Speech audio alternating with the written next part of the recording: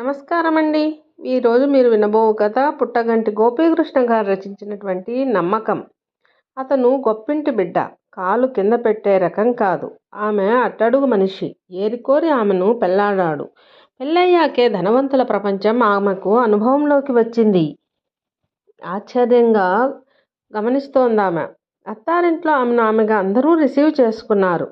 ధనికుల ఇళ్లల్లో వ్యవహారాల గురించి విన్న చాలా మాటలు అబద్ధాలు అనిపించాయి ఆమెకు. కానీ ఓ పెద్ద లోపం కనిపించింది. సరిదిద్దాలనుకుంది. సరిదిద్దగలిగిందా? తను ఎవరికైనా నచ్చుతుందని, తనకు ఎవరైనా ప్రపోజ్ చేస్తారని సుమ అస్సలు అనుకోలేదు. దానికి కారణం ఉంది. సుమ అందంగా ఉంటుంది, కానీ ఫ్యాషన్ డ్రెస్సులు వేసుకోదు, మేకప్ చేసుకోదు, పార్టీల్లో పబ్బుల్లో కనపడదు. నిజానికి ఆ వయసు ఆడపిల్లలు కనిపించే ఏ ప్రదేశాల్లోనూ ఆమె కనపడదు. పండుగ రోజుల్లో ప్రభుత్వ ఆసుపత్రికి వెళితే అక్కడ రోగులకు పండ్లు పంచుతూ కనిపిస్తుంది సుమ. క్రిస్మస్ రోజు అనాథ శరణాలయాలకు వెళ్ళి చూస్తే అక్కడ పిల్లలకు బట్టలు పంచుతూ కనిపిస్తుంది సుమ. చెత్తకుండీలో అనాథ అనే వార్త మీరు ఉదయం పేపర్లో చదివే సమయానికి సుమ ఆ పాప దగ్గరకు చేరుకొని ఆ పసిబిడ్డను ఎక్కడికి చేర్చాలా అని ఆలోచిస్తూ ఉంటుంది. అలాంటి డల్ లైఫ్ గడిపే సుమ దగ్గరికి ఎంతోమంది సహాయం కోసం వస్తుంటారు. కొంతమంది సహాయం చేయటానికి కూడా వస్తుంటారు. కానీ ఇంతవరకు ఎవరు ప్రపోజ్ చేయటానికి రాలేదు. కానీ ఆ రోజు ఒక కుర్రాడు ఆమెకు ఐ లవ్ యూ చెప్పాడు. అతని పేరు విష్ణు. కొందరు బంగారపు స్పూను నోట్లో పెట్టుకుని పుడతారంటారు. అలాంటి వ్యక్తుల ఉదాహరణ చెప్పవలసి వస్తే ముందు కనిపించేది అతనే. ఒక పెద్ద వ్యాపార కుటుంబంలో లేక పుట్టిన ఏకైక వారసుడు విష్ణు. విష్ణు ప్రపోజ్ చేసే సమయానికి అతన్ని అంతకుముందు ఎప్పుడూ చూసిన గుర్తు లేదు సుమకు. అదే అతనితో అంది. నో ప్రాబ్లం, ఇప్పుడు చూస్తున్నావుగా అన్నాడతను. నీ గురించి నాకు ఏం తెలుసని ఒప్పుకోవాలి అడిగింది ఆమె. ఒక్క నిమిషం ఆలోచించాడు విష్ణు. జస్ట్ ట్రస్ట్ మీ, నా మీద నమ్మకం ఉంచు. నన్ను నమ్మిన వాళ్ళు బాధపడే అవసరం ఎప్పటికీ రానివ్వను అన్నాడతను. అతని మాటల కంటే ఆ మాటలు మాట్లాడుతున్నప్పుడు అతని కళ్ళలో కనిపించిన నిజాయితీకి సుమ లొంగిపోయింది. తన జీవితంలో అసలు జరుగుతుందా అనుకున్న పెళ్ళి అనుకోనంత వైభవంగా జరిగింది. హనీమూన్ కోసం ఇద్దరూ ముంబై వెళ్ళారు. ఫ్లైట్ దిగి బయటకు వస్తుంటే అరైవల్స్ లాంజ్ ఎదురుగా పెద్ద ఫ్లవర్ బొకే పట్టుకొని 5 స్టార్ హోటల్ రిప్రజెంటేటివ్ నిలబడి ఉన్నాడు. ఆ హోటల్లో హనీమూన్ సూట్ అద్దె ఒక్క రోజుకి ₹1,00,000 పైమాటే. రిసెప్షన్ దగ్గర ఒక్క నిమిషం కూడా ఎదురు చూడనవసరం లేకుండా విష్ణు కంపెనీ ఉద్యోగి ఒకరు ఫార్మాలిటీలన్నీ ముందే పూర్తి చేసి వీరి కోసం ఎదురు చూస్తున్నాడు. వీరు సరాసరి తమ సూట్లోకి వెళ్ళిపోయారు. లంచ్ చేయటానికి రెస్టారెంట్కి వెళితే అక్కడ ముందే రిజర్వ్ చేసి పెట్టిన టేబుల్ వీరిని ఆహ్వానించింది. డైమండ్ నెక్లెస్ కొనటానికి నగల షోరూమ్కి వెళ్తే ఎవరినీ అనుమతించని 3వ అంతస్తులోని ఒక ప్రత్యేక గదిలో కూర్చోబెట్టి నగలు అక్కడికే తెచ్చి చూపించారు.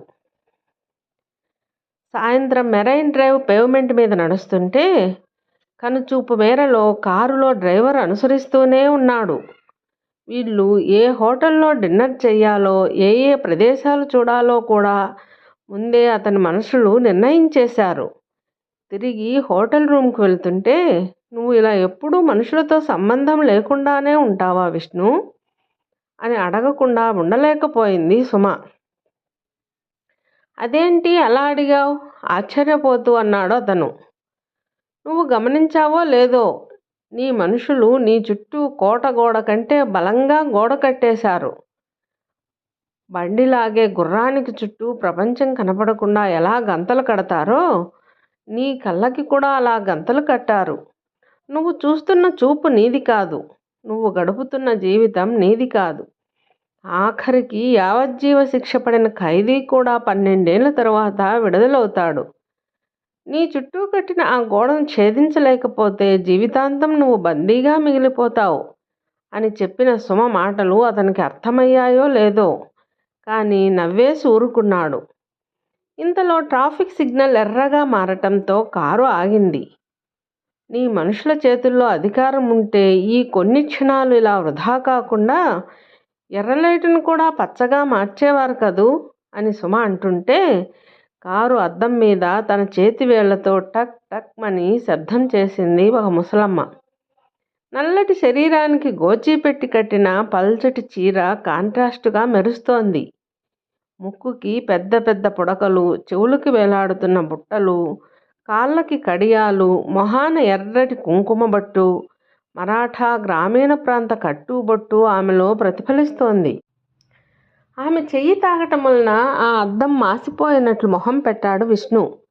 తన చేతిలోని బుట్టలో ఉన్న గులాబీలు చూపుతూ ఆ ముసలమ్మ ఏదో మాట్లాడుతోంది. 2 పూలు తీసుకుందాం అద్దం కిందకు దింపుతూ అంది సుమ. నీకు కావాలంటే హోటల్ ఫ్లోరిస్ట్ రూంలోకి తెచ్చిస్తాడు అంటున్న విష్ణు మాటలు పట్టించుకోలేదు సుమ. ఆ ముసలమ్మనుద్దేశించి 2 పూలివ్వు అంది. ముసలమ్మ బుట్టలో నుండి మంచి పూలు 2 ఏరి సుమకి ఇచ్చింది. సుమ తన పర్సు తెరిచి 100 నోటు ఆమెకిచ్చింది. సుమ ఇచ్చిన 100 రూపాయల నోటు వైపు అయోమయంగా చూసింది ముసలమ్మ. చిల్లర లేదమ్మా, 20 నోటు ఉంటే చూడు అంది. ఆమె దగ్గర చిల్లర ఉంచుకొని ఇవ్వనట్లు వ్యంగ్యంగా నవ్వాడు విష్ణు. ట్రాఫిక్ లైట్ పచ్చగా మారడానికి ఇంకా 20 సెకండ్లే ఉంది అన్నాడు. కిటికీలో నుండి తల బయటకు పెట్టి పర్వాలేదు ఉంచుకో నవ్వుతూ అని అద్దం మూసింది సుమ. ఆ రాత్రి హనీమూన్ సూట్లోని వెండి ఫ్లవర్ వాజు ముసలమ్మ దగ్గర తెచ్చిన గులాబీలతో అలంకరించబడి అవమానం పొందినట్లు భావించింది. 2 రోజుల తరువాత తిరిగి సొంత ఊరికి వచ్చేశారు సుమ, విష్ణు. ఆ తరువాత కొత్త లోకంలోకి అడుగుపెట్టింది సుమ. అది డబ్బున్న వాళ్ళ లోకం. ఆమెకి ఇప్పుడిప్పుడే పరిచయం అవుతున్న లోకం. ఆ లోకాన్ని ఆమె ఎప్పుడూ లోపల నుండి చూడలేదు. డబ్బున్న వారి గురించి ఆమె ఎన్నో అపోహలు విని ఉంది. అక్కడ మనుషుల మధ్య ప్రేమ కంటే డాబు ఎక్కువ ఉంటుందని, మగవాళ్ళు పగలంతా వ్యాపార లావాదేవీల్లో తల మునకలై ఉంటారని, రాత్రిళ్ళు మందు బాటిళ్ల మధ్య బిజినెస్ డీల్స్ చేసుకుంటారని, యువకులు అన్ని రకాల దుర్వ్యసనాలకి బానిసలై ఉంటారని, అందమైన అమ్మాయిల్ని చూస్తే లొంగదీసుకోవటానికి వెంటపడతారని, ఇక ధనవంతుల ఇళ్లల్లో స్త్రీలైతే క్లబ్బులని, సమాజ సేవ అని ఇల్లు పట్టకుండా తిరుగుతారని, పిల్లలు తల్లిదండ్రుల ప్రేమ లేకుండా పెరుగుతారని, అవన్నీ నిజాలు కావని అర్థం కావటానికి ఆమెకు ఎక్కువ రోజులు పట్టలేదు. మిగిలిన చోట ఎలా ఉన్నా విష్ణు కుటుంబంలో మాత్రం అందరూ ఒకరినొకరు గౌరవించుకుంటున్నారు. ప్రతి ఒక్కరికి తమదైన స్వేచ్ఛ ఉంటుంది, వ్యాపకం ఉంది. పెద్ద కోడలు లక్షలు ఖర్చు పెట్టి ఏర్పాటు చేసిన కిట్టి పార్టీలను ఎలా రిసీవ్ చేసుకున్నారో, సుమ చేసే సంఘసేవను కూడా ఇంట్లో వాళ్ళు అలానే రిసీవ్ చేసుకున్నారు. ఇక విష్ణు గురించి అయితే చెప్పనవసరం లేదు. ఇంట్లో అందరికీ అవసరమైనంత టైం ఇస్తాడు. సుమని పువ్వుల్లో పెట్టి చూసుకుంటాడు. అతను ఆఫీస్లో ఉద్యోగస్తులకే కాదు, ఇంట్లో పని వాళ్ళకి కూడా జీతాలు మిగిలిన వారి కంటే ఎక్కువే ఇస్తాడు. అంతటితో తన బాధ్యత తీరిపోయిందనుకుంటాడు. అంతకంటే వారితో సాన్నిహిత్యం అనవసరం అని అతని అభిప్రాయం. అతనే కాదు, ఆ విషయంలో కుటుంబంలో అందరూ ఒకటే. సుమ మొదటిసారి ఆ గోడ బద్దలు కొట్టింది. వారితో కేవలం అవసరాలకే కాదు, మామూలుగా కూడా మాట్లాడటం మొదలుపెట్టింది. వంట మనిషి కొడుకు ఆటో కొనుక్కుంటాడట చెప్పింది సుమ ఒకరోజు విష్ణుతో. సో వాట్ అన్నట్లు చూశాడు విష్ణు. అడ్వాన్స్ అడిగింది, నెల నెలా జీతంలో తగ్గించుకోమంది. ఇలాంటి వాటికి అతను వ్యతిరేకమని తెలిసినా చెప్పింది సుమ. ఇలాంటి అవసరాలకు ముందే వాళ్ళు ప్లాన్ చేసుకోవాలి. అంత మొత్తం దాచుకోగలిగే స్తోమత ఉండద్దు. కొద్దిగా సాయం చేస్తే అతని కాళ్ళ మీద అతను నిలబడతాడుగా విష్ణు. అలాంటప్పుడు ఏ బ్యాంకులోనో అడగాలి. డబ్బున్న వాళ్ళ ఇంట్లో పనిచేస్తున్నంత మాత్రాన ఎప్పుడు పడితే అప్పుడు ఎంత కావాలంటే అంత డబ్బు ఎలా దొరుకుతుంది? వాళ్ళకి ఏ బ్యాంకు వాళ్ళు అప్పిస్తారు? పోనీ ఒక ఫోన్ చేసి నువ్వే ఆ అప్పేతో ఇప్పించకూడదు? కూడదు. ఎందుకంటే అప్పు తీసుకున్నవాడు ఆటో కొంటాడో కొనడో, కొన్నా అప్పు తీరుస్తాడో లేదో ఎవడికి తెలుసు? వాడిని నమ్మి నా రెప్యుటేషన్ పనంగా పెట్టలేను అన్నాడు.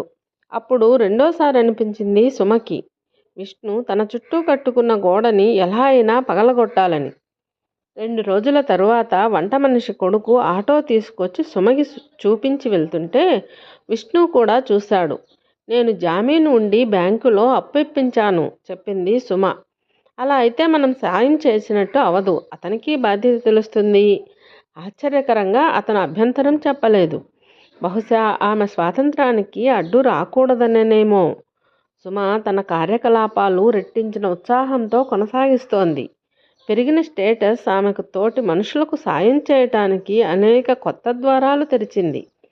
అయితే సుమ చింత ఒక్కటే, ఎదుటి మనిషిని మనిషిలా గుర్తించే విధంగా విష్ణులో ఎలా మార్పు తీసుకురావాలా అని.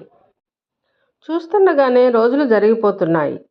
రేపు వ్యాలంటైన్స్ డే చెప్పింది సుమ విష్ణుతో. అయితే దాన్ని మనం ముంబైలో సెలబ్రేట్ చేసుకోబోతున్నాం చెప్పాడతను. అదేంటి? అవును, నాకు అక్కడ పనుంది, ఇద్దరం కలిసి వెళ్దాం. పోయినసారిలా అయితే నేను రాను బొంగమూతి పెట్టి అంది సుమ. ఏమైంది పోయినసారి? నీ మనుషుల మధ్య బందీలా బ్రతకటానికి అంత దూరం వెళ్ళనవసరం లేదు. ఎవరి తోడు లేకుండా మనిద్దరం ఒక్కరోజు కూడా ఉండలేమా? ఎందుకు ఉండలేం? అదే నీ అభ్యంతరం అయితే ఎవరి తోడు లేకుండా మనమే వెళ్దాం తేలిగ్గా అన్నాడు విష్ణు. అయితే నేను రెడీ. ఇద్దరూ ఉదయాన్నే ఎయిర్పోర్టుకు బయలుదేరారు. వారిని దించి డ్రైవర్ వెనక్కి వెళ్ళిపోయాడు. ఫ్లైటు గాల్లోకి ఎగిరాక ముంబైలో దిగే ముందు ముంబైలో భారీ వర్షాలు పడుతున్నాయని, లోకల్ ట్రైన్స్ కూడా క్యాన్సిల్ అయ్యాయని పైలట్ అనౌన్స్ చేశాడు. అయితే ఎయిర్పోర్ట్ సర్వీసులు ఏ ఆటంకం లేకుండా సాగుతున్నాయని, విమానం ఒక 10 నిమిషాలు ఆలస్యంగా ముంబై విమానాశ్రయంలో దిగుతుందని చెప్పారు. లోకల్ ట్రైన్స్ కూడా క్యాన్సిల్ అవ్వటం అంటే పరిస్థితి తీవ్రంగానే ఉంది సుమతో అన్నాడు విష్ణు. ఆలోచనల మధ్య వాళ్ళు అరైవల్ లాంజ్ నుండి బయటికి వచ్చారు. మామూలుగా అయితే హోటల్ వాళ్ళో కంపెనీ వాళ్ళో అతన్ని అక్కడ నుండి పికప్ చేసుకునేవాళ్ళు. ఏమి చేయాలో అర్థం కానట్లు ఒక్క క్షణం తటపటాయించిన విష్ణు ముందుకు ఒక వ్యక్తి టాక్సీ కావాలా అంటూ వచ్చాడు. తను ఎప్పుడూ వెళ్ళే హోటల్ పేరు చెప్పి ఎక్కాడు విష్ణు. ఆకాశం నుండి దారాలు వేలాడుతున్నట్లు ఆగకుండా వాన పడుతూనే ఉంది. రోడ్లన్నీ నిర్మానుష్యంగా ఉన్నాయి. ఎప్పటి నుండి పడుతోంది వాన? డ్రైవర్ని అడిగింది సుమ.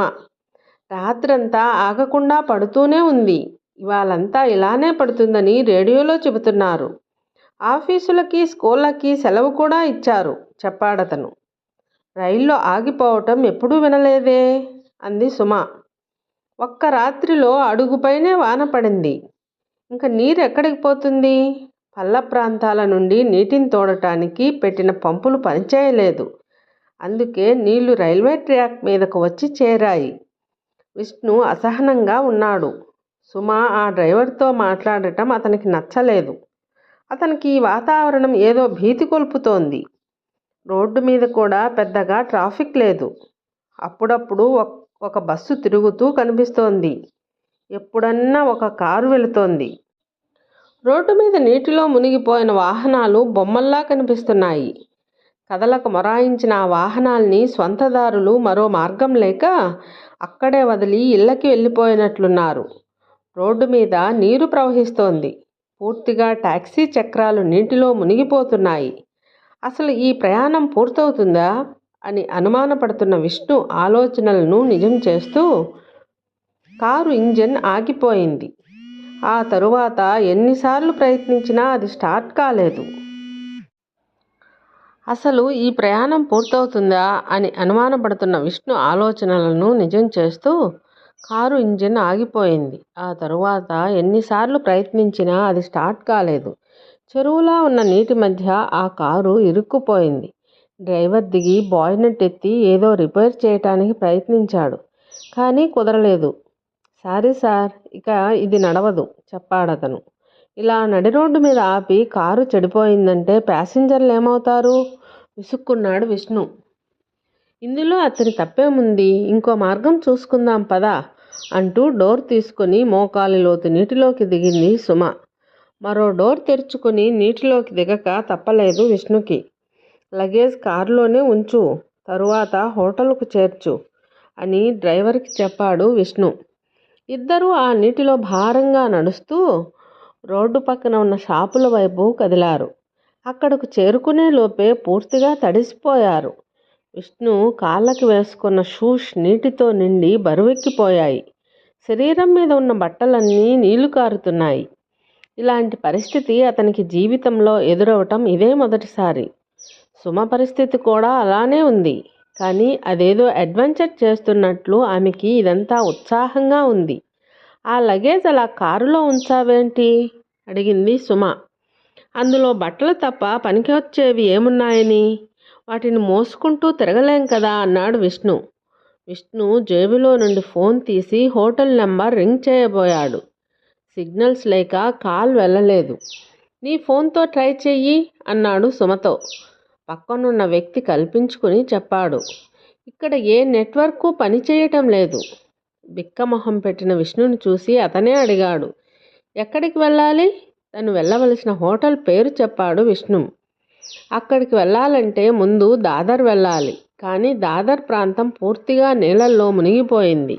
అక్కడికి టాక్సీలు వెళ్ళవు. బస్సులోనే వెళ్ళాలి. ఇక్కడే ఉండండి, దాదర్ వెళ్ళే బస్సు వస్తుంది సలహా చెప్పాడతను. మరో అరగంట అక్కడ నిలబడ్డ తర్వాత బస్సు వచ్చింది. దాంట్లో నిలబడటానికి కూడా చోటు లేదు. అయినా అలాగే ఎక్కారు. తొక్కుకుంటూ తోసుకుంటూ ఎలా అయితేనేం బస్సులోకి ఎక్కారు. కండక్టర్ వచ్చినప్పుడు జేబులో చెయ్యి పెట్టిన విష్ణుకి అక్కడ పర్సు తగల్లేదు. అతని హావభావాలు చూసి ఏం జరిగిందో అర్థం చేసుకుంది సుమ. తన దగ్గర కూడా డబ్బులు లేకపోవడంతో గట్టిగా స్టాప్ స్టాప్ అని అరచి బస్సు ఆపి విష్ణుని దింపి తను కూడా దిగింది. తిరిగి పూర్తిగా తడిసిపోయారు వారిద్దరూ. ఉదయం నుండి ఏమీ తినకపోవడం వల్ల కడుపులో ఎలకలు పరిగెడుతున్నాయి. చేతిలో డబ్బులు లేవు. కనీసం హోటల్ వరకు వెళ్ళే మార్గం కనపడటం లేదు.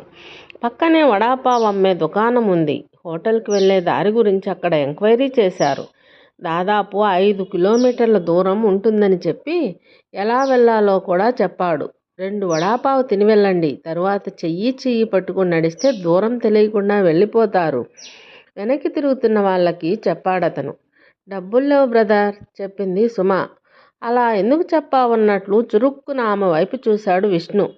తిని వెళ్ళండి, రేపు ఇటు వచ్చినప్పుడు ఇవ్వవచ్చు వాళ్ళకి అడ్డుపడుతూ అన్నాడు అతను.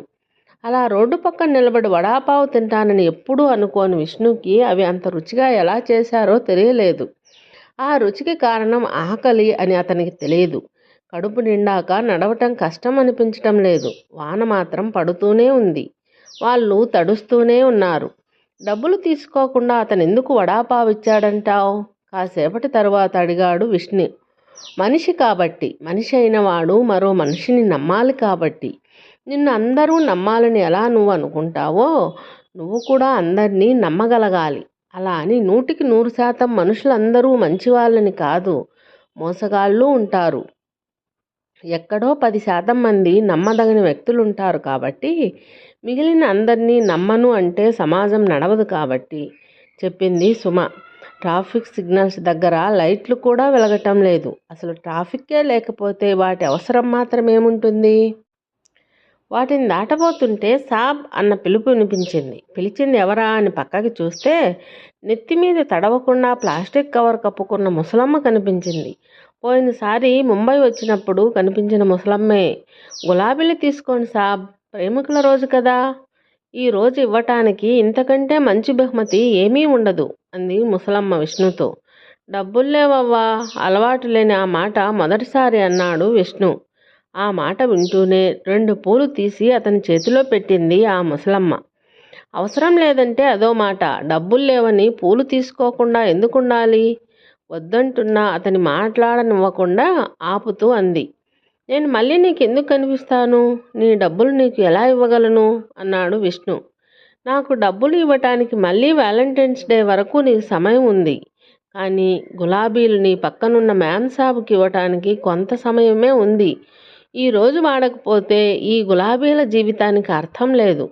ఈ గులాబీలు నా దగ్గర బుట్టలో ఉండిపోయే కంటే మీ జంట చేతుల్లో ఉండటమే వాటికి ఆనందం అంది ముసలమ్మ. ఆ మాట విన్న తరువాత విష్ణు గులాబీలు తీసుకోవటానికి సంకోచించలేదు. ఆ తరువాత 5 కిలోమీటర్లు నడవటానికి 2.5 గంటలు పట్టింది. ఆ సమయమంతా విష్ణు ఆలోచిస్తూనే ఉన్నాడు. ఎదుటి మనిషిని నమ్మితే ఉండే ఆనందం అనుమానించటంలో ఉండదని అతనికి నెమ్మది నెమ్మదిగా అర్థమవుతోంది. ఎలాంటి షరతులు లేకుండా మరో మనిషిని నమ్మటం వల్ల మనం కొన్నిసార్లు మోసపోవచ్చు. అప్పుడు మనం పోగొట్టుకునేది డబ్బే. కానీ ఒక్కసారి ఎదుటి మనిషిని నమ్మటం వలన కలిగే తృప్తి 99 సార్లు మోసపోయినప్పుడు కలిగే నష్టం కంటే ఎక్కువ. అతనిలో కలుగుతున్న సంఘర్షణని అర్థం చేసుకున్న సుమ కూడా అతనికి ఆ విషయం చెప్పటానికి ప్రయత్నించలేదు.